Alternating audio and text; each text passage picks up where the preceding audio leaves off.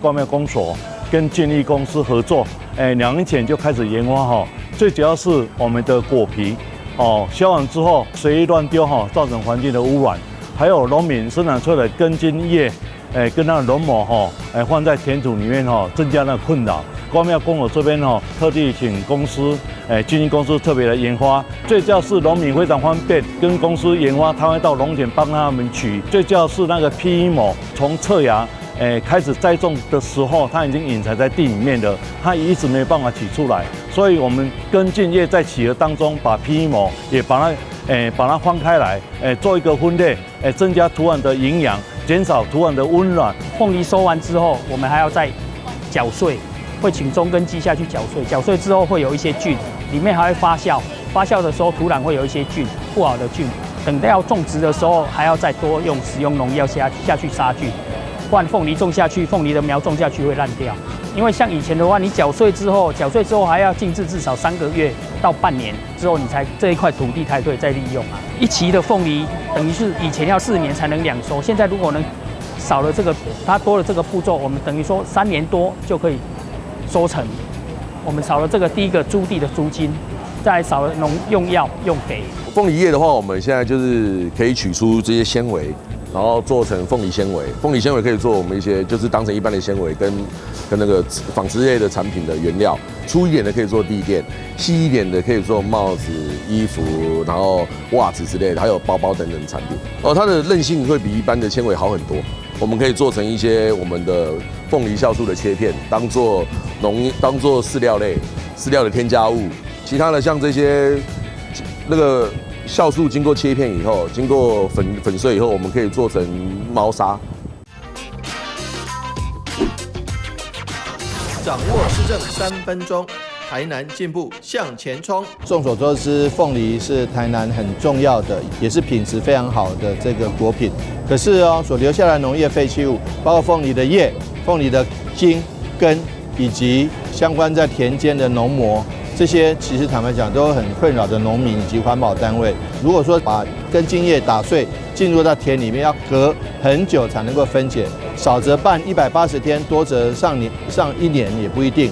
所以说，为了增加农民的农地的凤梨田的生产力，减少这个资源的弃置浪费及减少农药的使用，我们特别跟厂商合作，来这个引进最新的技术，能够把凤梨的叶子可以做成纤维，凤梨的根茎可以做成饲料，以及这个酵素的萃取。至于这个凤梨的叶子可以做出来的纤维就可以做成衣服，做成地垫，做成背心，做成非常多，这是非常好的麻类的纤维。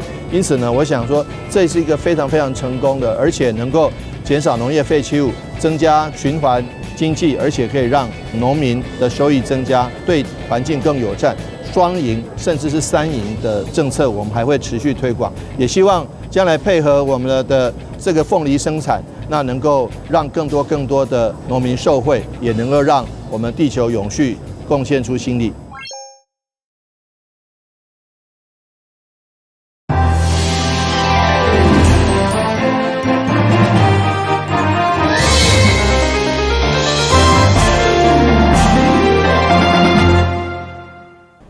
大家好，我是杨淑怀，欢迎收看6月7日礼拜1的中嘉台南地方新闻。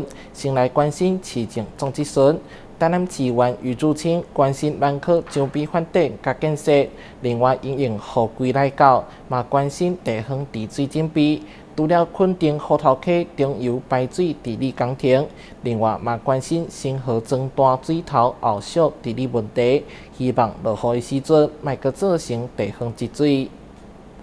雨季就要来到，由余主清首先关心水利局伫洪水的准备，其中河头溪4边的工程中，因为顶游新河庄段的后续，甲着环保的议题有关系。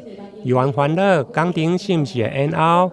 对此，市府水利局长回应，目前已经甲环保团体来协调，会用生态保障的方式来施工。有关这个环团的这一部分，针对虎头溪目前正在施工的4个标案那我们已经跟他协调过了原则上我们做一个生态补偿的一个措施了。什么叫生态补偿？就是说，原来我们设计那个钢筋混凝土的部分呢，那我们会把它改成那个柔性的。这个要改不是随便改的，是在那个凸岸就是水流不是直冲的这一部分我们把它改成一个柔性的。所谓柔性就是香涵那个香浓的就是用石头的用石龙做起来的这一部分另外呢，就是针对我们已经有那个已经有开工的这一部分了，那我们也会把这个周界把它划分好也就是说让这个生态维持到最小伤害最小的一个情况。那环团这一部分已经有接受了那我们目前也正在赶工中以伤害最小的一个对生态伤害最小的方式正在施工中，是能够维持生态，又能够让那个我们的产业存活下来，然后等于说我们水利局这边也做了最大的努力，让整个治水工程能够顺利进行。另外，在下甲桥段的施工进度以及新市产业园区争取提早规划排水的治理，又按强调卫星1号的排水拓宽，甲着 A2 分洪道的建设，将大幅度来提升新化地区的防灾能力。同时，又也呼吁市民，希望莫随意将水沟挂来砍掉的，以免影响到排水，造成积水的现象。台南新闻林英根、杨顺怀采访报道。台南市南山公墓伫卡丁专区无列做文化景观了后，市府民政局正规划分区开发。议员林美燕希望会当带动地方发展，不过殡仪馆刷到殡葬专区，刷过来一个捷运的主变电站。议员认为捷运无经过人区，主变电站设置来遮相当无合理。对此，市长承诺变电站也阁是要设置一个捷运沿线。针对南山公墓确定专区无列入文化景观以后，议员林美燕上午的市政总质询。嘛邀请在地相关的里长到现场来旁听，并且肯定民政局将分区来开发，希望会用带动地方的发展。我们市长已经编列4000多万，将好好的去规划它迁葬，包括迁葬完以后，我们将规划为停车场或者我们的公园等公共设施。我想就掉一切蓝图就是合乎赖清德时代那时候的蓝图，地方的这个发展的部分咱嘛是爱一个配合因为咱爱保存的墓的部分，我嘛是强调一点讲，要甲徛牌，还是要甲做庙拢嘛紧，你要保留起来。其他的所在爱互地方去来使用，朝向这个方向。所以，那蓝图我们还是会继续去执行，一定的。接续议员话锋一转，表示好不容易南区的闲乐设施殡仪馆。可能会刷到殡葬专区，不过刷走一个，却搁来一个。议员表示，捷运的红线甲着哪线，拢无经过南区，不过主变电站却要设伫个南区，相当的无合理。对此，市长嘛承诺，会以捷运的路线为主。捷运用电站那边，电线要拉到别的地方设变电站，我也想不通。那所以说，如果是这样子的话，我们就把这个变电站再迁移到捷运的路线旁边，而不是拉得很远到这边，这样可以吧？市长，变电站绝对不可以在我们国民路，因为跟我们没有关系。所以今天市长公开已经承诺了，保证了，咱大家来起调来感谢一个来。另外，在迪克水环的风貌，虽然市府近年来积极打造哈赫纳尔森林的秘境，但议员认为欠缺南环甲北环的步道连接。就算一开始拍出名声吸引游客，但这些游客可能来一届就感觉真无方便，希望市府会用的来改善。台南新闻林英根、杨顺怀采访报道。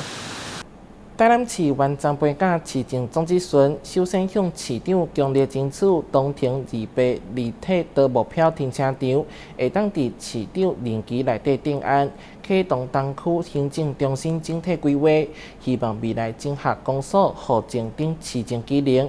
另外，伫南台南副都心，议员嘛希望争取美食大卖场，会当进驻商业用地。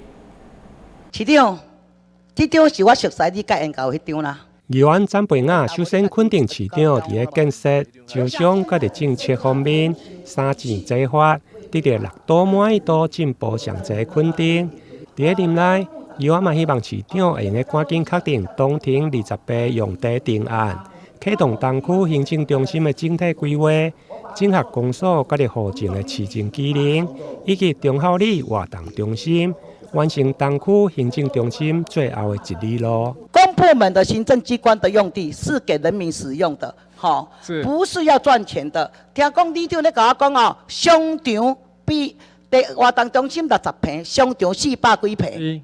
400坪， 400坪，那初步规划了。我希望你在未来规划的时候，公部门拉进来的意见，也要重新的再一个好好的思考。这是我的提醒。谢谢处长。我想这个案子其实秘书长在去年底就召开过会议，市长指示秘书长召集各单位来，所以提出需求之后，大家也对于楼层的使用有一些意见。这个其实都还可以再讨论。另外，议员詹培雅嘛针对南台南副都心的开发进度提出质疑。要求市府说明是毋是有提案的厂商来提案。议员强调，东区的建设达得更较好，无应该是为了交代而凊彩应付。伫个产业的招商方面，议员嘛询问财税局，是毋是有美式卖场愿意来进驻南台南的商事用地。议员表示，民众期待真久，希望市府会用积极协调。对此，市府嘛回应，只要适合商业的设施使用。无论是物流中心、展览馆，或者是购物中心，拢欢迎各界来投资参与。台南新闻林英根、杨顺怀采访报道。两电文化教育园区假日时有侪侪游客，也毋过周边的停车空间不足，袂少游客会甲车停伫咧附近的巷仔内底，造成居民抱怨投诉。立委林俊宪国国文如何邀集相关单位会勘，寻求解决的办法。两电文化教育园区由于假日时游客较侪，有计一天就有300台汽车出入。对着年假时，甚至高达500台以上。由于停车空间不足，游客停车时会停到周围的巷弄，造成居民不便，引发争端。对此，立委林俊宪、郭国文邀集相关单位到中会勘，寻求解决办法。我今天跟公共委员还有陈秋红议员，我们来会勘龙田火车站附近的交通停车问题主要是第一个，在既有的市场旁边有一块闲置的那个台铁的土地。我们把它新开辟为停车场，来解决那个市场以及旁边那个大龙田的停车问题。那另外目前在紧邻着车站的已经在使用的停车场，因为目前使用的效能比较低了我们也要把它做一个整体的检讨，提高一些停车效率那这2块，那也希望未来交通局、市总交通局能够正式来跟交通部申请把这2块土地以后的规划由市府交通局来接手了。市府交通局可能较专业了那我们也希望市府交通局他也会比较了解在地的需求了它规划起来会比较符合现况的使用。市府提议由龙田火车头的外包停车场转租予市府来经营，并将使用较少机车停车位，会当加入支援汽车停车。除此以外，邻近的龙田市场嘛有一块限定国有地，那里代替抢在基金。林俊宪主张应该活化改为停车用地，来减少市场周边违规停车问题。交通部长陈世凯也认同这个方向，交办相关单位比较办理。台南新闻张秀维采访报道。旅游景点、私房秘境拢底家。特色美食乐力哉，生活时事抢先报，中嘉新闻周报，深耕在地，放眼全国，掌握最新地方资讯。每周6下午1点，就在高雄都会台。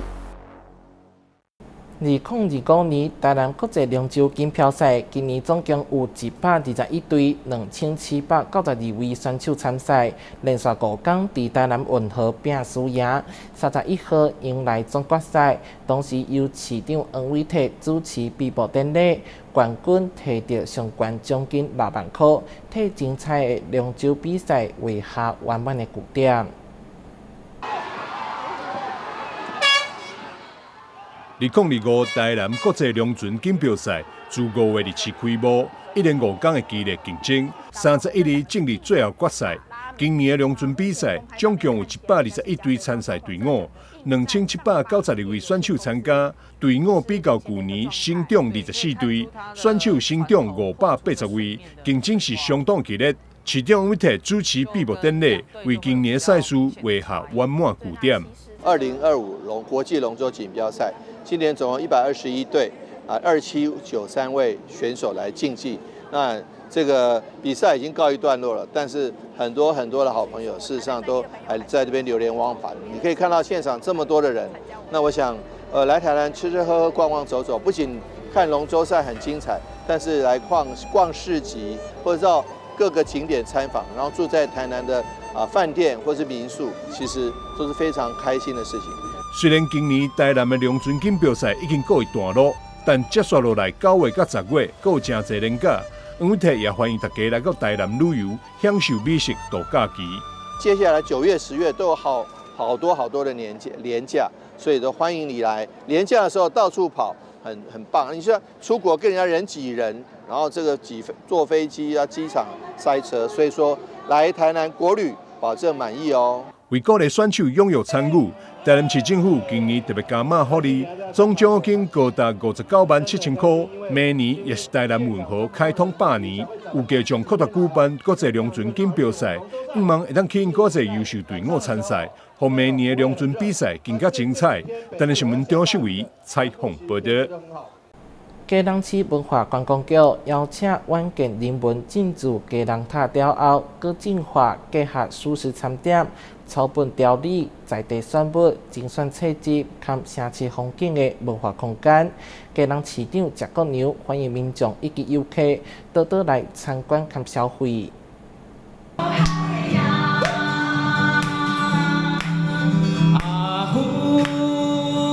男生唱。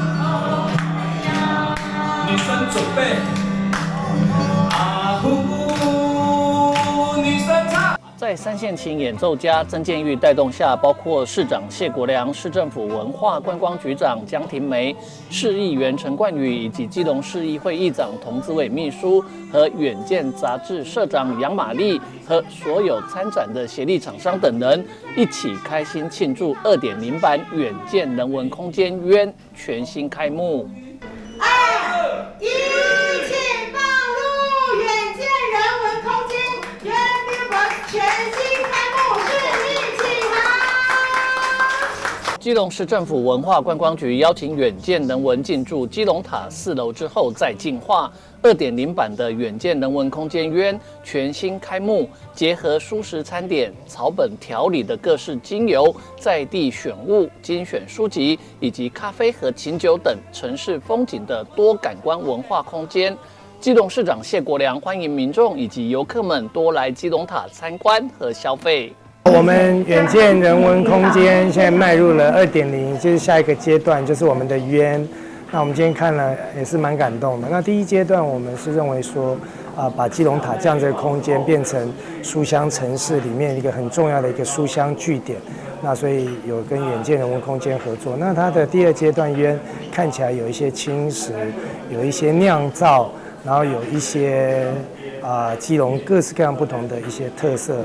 然后还有一些餐饮，那我觉得这样是一个很有意义的。那最主要的是，也可以让大家来基隆塔眺望整个基隆风景的时候呢，能够有更多的消费哈。这也是我一直鼓励的，就是来到基隆要多消费。所以我觉得这个地方是有质感的。我也是鼓励，无论是本市的朋友还是各县市的朋友，欢迎多来这边走走看看，享受基隆塔跟基隆的风景的同时，也可以喝一些有特色的一些蒸馏酒。还有一些基隆的特色餐饮。除了气味之外，我们记得这一次呢，终于加上了咖啡香而且不只有咖啡香还有其他的一些文创产品所以也结合了12家的文创产品都可以在这里展示以及销售。刚刚市长已经讲了。还要多掏钱哈，多支持哈。所以呢，大家来这里呢，除了这个可以看书，真的是很有这个品味的一个休闲生活之外，还可以支持很多的地方创生的一些团队哦，真的是一个很有多重价值的一个目的的一个我们的约这一个远见人文空间在基隆。现场也摆设琴酒蒸馏机，让参观的民众可以实际了解整个蒸馏过程。市长谢国良也亲自为2.0版远见人文空间渊现场蒸馏出来的第一瓶纪念酒贴上标签，庆贺全新开幕。也参观同样摆设在现场的花草纯露蒸馏机，了解草本纯露精油的制作。参展的厂商更设计出代表基隆味道的各式香气喷雾，欢迎大家来体验。记者吴俊松基隆采访报道。2029台北国际观光博览会顶场，餐点厂商较去年成长将近40%，自制全球观光力量。台北市观光团保局嘛以台北啪啪鼓 Party on the Time 为主题设立台北馆，邀集品牌业者推出限定优惠，欢迎民众来到台北佚佗。北世界壮年运动会台北，欢迎你！台北国际观光博览会登场，其中台北馆以8家品牌业者推出限定优惠与精美赠品，结合运动观光、美食文化与城市永续等概念，加上世壮运浪潮。开幕当天也邀请奥运跆拳道国手罗嘉玲与妈妈何千金分享参与世壮运心路历程，邀请民众来台北游玩。2025双北世界壮年运动会台北欢迎你！我们这次春天酒店呢特别为这个 TTE 有搭配，就是泡汤加早餐。那这个是比较特惠的价钱，就是629，而且我们早餐券如果你们不使用的话，还可以换成露天风旅，等于说2张泡汤券只要629，一张只要300多块，真的是非常非常的便宜。那另外我们还有1博20 5399，这个支卖的也非常不错。这是缺客的部分呢，推出了蛮好的一个就是会员的系统，要跟大家做分享。那这个会员系统呢，它通用全台52个馆别，然后并且呢，在这一次的这个活动当中，我们做到6月底有一个加码的活动，它是可以一进来就可以住给200点，200点等于200元的现金，还可以送你延退1小时的一个券。适逢台北霞海城隍文化节蛋黄季，透过展览、水巡、市集、演出、讲座，让大家轻松认识、体会信仰传承的力量，以及大稻埕特色产业。多元文化在台北汇聚，形成好玩又有深度的文化旅程，邀请民众一探究竟。那这一次呢，台北市观光传播局是以台北啪啪狗 Party All the Time 为主题，去设计了这个结合运动、文化美食还有城市永续理念的台北馆。那也邀集了很多台北的在地的优秀的品牌跟业者一起参展。那希望呢，就是可以邀请民众一起来台北来一场热血的运动之旅。那更重要的是呢，现在也要一起来台北。到这个2025双北世壮运的赛事现场为选手加油。那就如大家所知道的，现在世壮运的赛事已经如火如荼的展开了。我们今天也非常荣幸，特别邀请到了奥运的跆拳道的铜牌得主罗嘉玲跟她的妈妈何千金女士。那何千金女士呢，这次也是世壮运的跆拳道的选手。等一下呢，她会跟我们分享她参加世壮运的一些备赛的心得感想。那也会跟我们分享台北很多的好吃好玩的一些私房的景点。最近呢，英国伦敦的幸福研究社公布了最新的2025幸福城市指数，台北市呢也超过了东京、还有洛杉矶等等的这样的城市，跃升到全球的第8名。那这个也显示了台北市有很丰厚的观光资源、文化底蕴，那也受到国际的肯定。台北市呢，近年来也非常努力在打造一个可以结合运动、观光还有城市经济的多元的平台。像是最新这个全新开幕的这个大巨蛋呢，就是现在也是台北的一个重要的地标跟一个特色。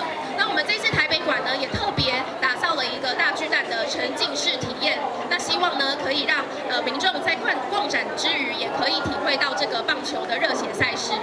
那最后呢，也再次感谢大家的热情的参与。那也欢迎大家在展览的期间可以多来台北馆逛逛。那也不要忘记能够领取这些限定的优惠。一起能够感受到台北丰厚的活力跟热情。台北国际观光博览会这次参展厂商较去年成长近40%，达350家，汇聚全球观光力量，8国海外单位、50大旅行社、地方精致旅宿业者，全台20个中央单位及县市政府共襄盛举，预估带来30万观展人潮，创造亿万商机。记者温俊台北报道。成立迈入第11档的桃园市骄爱国小太阳之爱合唱团，组织校内对着歌唱有兴趣的小朋友，传唱太阳作揖的歌曲。这档来唔那比赛有着好成绩，嘛受到邀请前往马来西亚、甲日本等国家进行交流。对着镜头做回来看。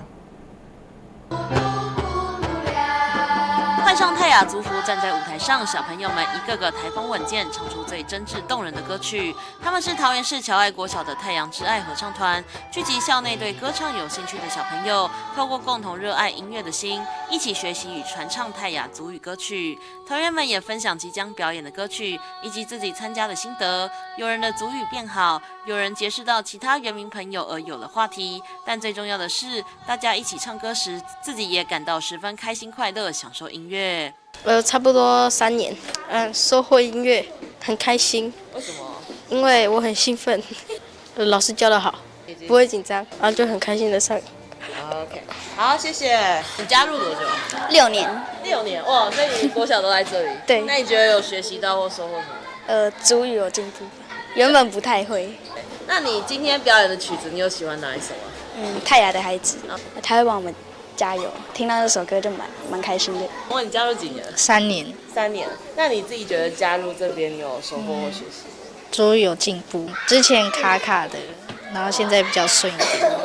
泰雅的孩子，优雅好听，然后会让人比较开心，可以跟一些族语原住民朋友交流，或是聊一些自己的家庭状况。最开心的是可以跟大家一起唱歌，一起玩游戏。就是有一个词，就是大家都很会念错，就是腐妇一直念成腐妇，但是呢，后来呢，听久了就慢慢的就会学会正确的发音。作为当初创团老师之一，现在也持续协助合唱团运作的侨爱国小辅导主任，也细数太阳之爱合唱团的故事。原本只是想发扬学校的原住民特色，广邀各族群孩子一起来学习与传唱，培养孩子们自信与热爱音乐的心。如今合唱团成立迈入第11年，多年来不仅比赛有好成绩，也常受邀进行表演，甚至是到马来西亚与日本进行交流，可谓10年有成。好，我们的太阳之爱合唱团呢，成立到现在已经迈入第11年。那这一刚开始的时候呢，我们也只是想说我们是原住民重点学校，所以我们也想让孩子有一个发展天赋的一个机会。于是呢，我们一群老师，我们就集结我们校内不管是原民还是汉族，我们呢一样呢只要有对歌唱有兴趣的小朋友呢，我们都可以来练习我们就组成一个合唱团张志伟校长来了之后呢，我们也聘请了慧琴老师还有英娟老师2位外聘老师，在我们的努力之下呢，我们也得到了很好的成绩。也参加全国赛，我们也拿到优等，然后呢，在桃园市的比赛，我们也都拿到特优。那我们在应该是2023年前年的时候到马来西亚去做一个音乐的交流去年2024年9月我们也11月我们也到日本东京去学校去做一些文化的交流、音乐的交流那目前的话呢，我们一样继续努力让我们的原住民的音乐能够传承下去。呼喊团呼为正式上台加油打气，借由音乐让侨爱国小的太阳之爱合唱团能够集结各族群的孩子们发挥天赋，在都会区一起来传唱泰雅族语歌曲。校方也表示，未来会继续支持合唱团的发展，让泰雅的骄傲继续被传唱到更远的地方，让更多人知道。这里你听不到。感谢你收看6月初2的中嘉台南地方新闻，我是杨淑怀，咱再会。